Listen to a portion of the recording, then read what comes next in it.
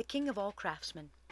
The King of All Craftsmen is a very old story. Some attribute it to Aegeus, the Roman historian, and others to King Solomon of the Bible. But this is my version, and it goes something like this. Long ago there lived a very wealthy king. He was rich in gold and treasure, rich in land and peasants, rich in peace and prosperity, but he was bored. And what does a bored king do with all those riches? Why, he builds a grander castle, of course. And so he did proclaim that all the people, craftsmen and merchants in his lands would work together to prepare a castle unlike the world had ever seen.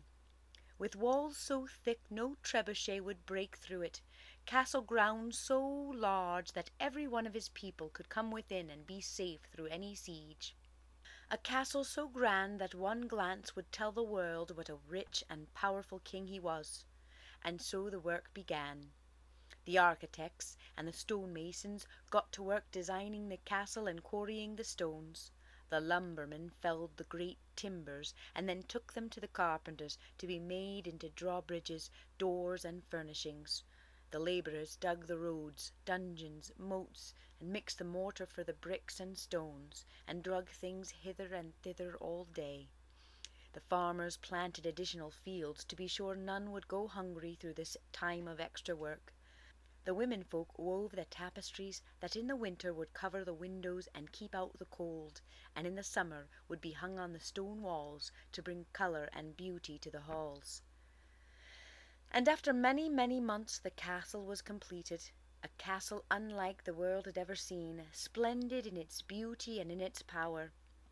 The king was very pleased, and the king decreed that there would be a grand feast in the great hall as a celebration and reward to all of his people for their hard work.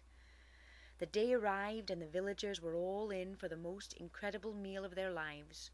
Noble and commoner alike, all feasting at the king's tables. Many fat lambs and calves were slaughtered, and the town soon filled with the smells of fresh bread and spiced pies and barley stews. The hall was set out with beautiful flowers, and cushions on the benches, and candles burned in every corner. Casks of the vintner's best wine and mead and ale was brought up from the cellars, and the king sat at his table, set upon a platform up above all the others, with his advisers as well as the town people assembled that afternoon. They were all filled with excitement and self-praise for the work they had accomplished. And after much wine and mead was drunk, and after everyone had eaten their fill, the stonemason pushed himself away from the table and stood on a wee bit wobbly legs and raised his glass for a toast. And as the crowd hushed, he said, "If it weren't for me, the stonemason, why there'd be no castle. For look at these grand stone walls, look at these smooth stone floors. Never has such fine stonework been done. It will stand a great siege. Without me," said the stonemason, "there'd be no castle." And everyone shouted, "Hear, hear! Let's hear it for the stonemason, for without him there'd be no castle." And the carpenter stood up next, not wanting to be outdone by the stonemason, and he said, "And if it weren't for me, the carpenter, why there'd be no castle. For look at that beautiful benches and tables you're feasting at. Look at the sturdy doors and stout drawbridge keeping us safe. Look at these beautiful carved beams holding up the floors, holding back the walls. If it weren't for me, the carpenter, why there'd be no castle."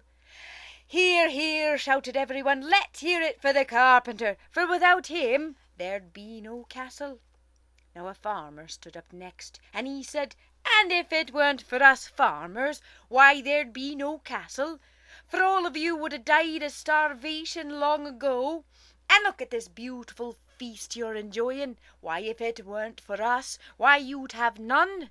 And everyone said, "Hear, hear, hear, hear! Let's hear it for the farmers, for without them there'd be no castle. Indeed, we would have died of starvation long ago." Well, the labourers grumbled amongst themselves for a while before finally picking the biggest, strongest, strappingest lad they had. And he stood on a wee bit wobbly legs, but not for mead or ale, but from being in the same room with all the nobles and the king himself. And that strapping lad took a deep breath, and he said, "Well, if it weren't for us labourers, why there'd be no castle. For who would have done all your fetching and carrying? Who would have dug the moat, and hewn the stones, and mixed the mortar, and spread it between the bricks? If it weren't for us labourers, why there'd be no castle." "Hear, hear," shouted everyone. "Huzzah! Indeed, let's hear it for the labourers, for without them, indeed, there'd be no castle." Well, the women folk stared around the room to one another, and then the eldest stood, and she said, "And if it weren't for the women folk, there'd be no castle. For all of you did issue out of a woman, and it were a woman who did make sure you went to bed with a full belly, and got up in the morning to be filled again. And it is the women folk who wove the tapestries to bring colour and beauty to this place, and to keep us from catching cold in the winters." "Hear, hear," shouted everyone. "Let's hear it for the women folk, for without them, why, we'd be nothing at all." Now about the time the stonemason stood up to congratulate himself, a very dirty bunch of blacksmiths made their way into the back of the hall, and were seated at the farthest table. The master smith and his 6 sons, you see, they'd been working right up until the day the feasting had began. There were knives that needed to be sharpened for the carving of the meats. There were ladles and pots and pans that needed to be mended. There were 100 little salt spoons to be made for each of the 100 tables, for the king had decreed that on that day of the feasting no man would be below the salt. Dirty as they were, it couldn't be helped, so they sat in the back of the hall, and they ate, and they drank, and they listened. And when it seemed the self-congratulating was done, the master smith stood. And he said, "And if it weren't for the blacksmith, there'd be no castle." And the stonemason popped up and blurted out, "What did you do? You never quarried a stone. You never cut down a tree, never dug a ditch. You never came to the job site till this very day. What did you do to create this fine castle?" "Well, stonemason," he said, "indeed, this is the finest stonework I've ever seen. But without my chisels, my hammers, without my great sleds to pull the stones, well, where would you be?" "Aye," said the stonemason, and he sat himself down. And then the master smith looked at the carpenter and said, "Indeed, lads, this is the most beautiful woodworking I've ever seen. But without my hammers, without my nails, without my saws and draw shaves, adze and awls, chisels, you wouldn't have been able to do your fine work, now would you?" "Aye," said the carpenters, and they nodded. And then the blacksmith looked out at the labourers, and he said, "You've all done well. But you," he said, pointing to one who had stood for the rest, "how many times have I re-swedged your pick, once it was dulled on all the stones?" And to another he said, "How many times did I mend your shovel?" And to another, "How many times did I mend your trowel or make you another?" And all the labourers nodded and murmured amongst themselves, for they knew that most days the last place they visited each evening was the blacksmith shop, to drop off tools that needed mending, or order tools that needed to be made. And they knew that most days the first place they visited in the morrow was the blacksmith shop, to pick up the tools they'd dropped off the night before, or ordered days before that. Next he looked at the farmers, and he raised his glass, and he said, "Indeed, this feast is due in part to your hard work. But without my ploughs, my scythes, and my sickles, where would you lads be?" And the farmers, they all nodded. And one of the young women stood on a bench and said as loudly as she could, "And if it weren't for the blacksmiths, why, my husband would not get up in the morrow, nor would my children go to bed in the eventide. See, we live near to the blacksmith shop, so near that the ringing of the anvil in the evening is like a lullaby to take my children off and away to their dreaming. And the ringing of the anvil in the morrow is like the cock a-crowing to get my husband up and out to the fields."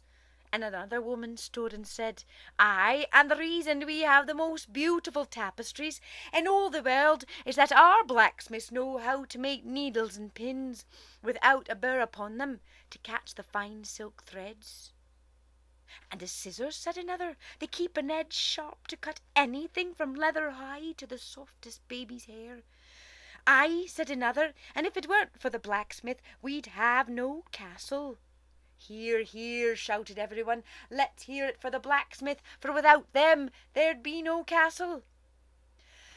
Well, the king was a wise and a patient man, and he listened to everyone before he finally raised his hand to silence his people.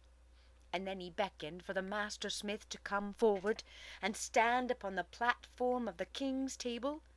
And the king had the blacksmith stand on his right side and put his arm around the blacksmith's dirty shoulders, and he said, I deem this man to be the king of all craftsmen, for indeed without the blacksmiths none of you could have done your fine work, and we would have no castle.